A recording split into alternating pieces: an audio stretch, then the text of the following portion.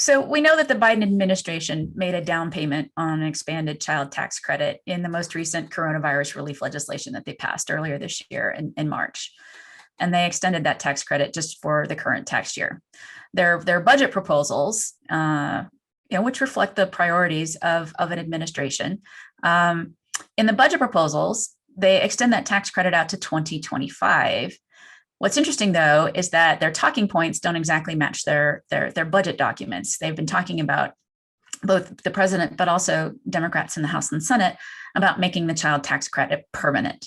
So the question is, well, why in their budget documents didn't they reflect a child tax credit that was indeed made permanent? Why did they just merely extend it out to 2025? And I think, Steve, you've got the answer to that, or at least you think you have the answer to that. What is your opinion there?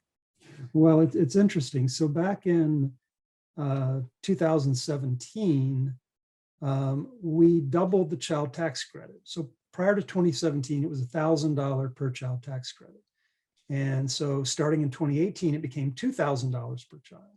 But the 2,000 only extends through the year 2025. So after 2025, the 2,000 credit goes back to 1,000. Well, what the Biden administration did in the bill this year is they added, on top of the $2,000, they added a credit that's $3,600 for children under 6, and it's $3,000 for children from 6 to 17. And so what they show in their budget is the cost of that $3,600, $3,000 credit net or on top of the $2,000. And it's about $100 billion a year. Well, of course, what happens is in 2026, the 2,000 goes back to $1,000.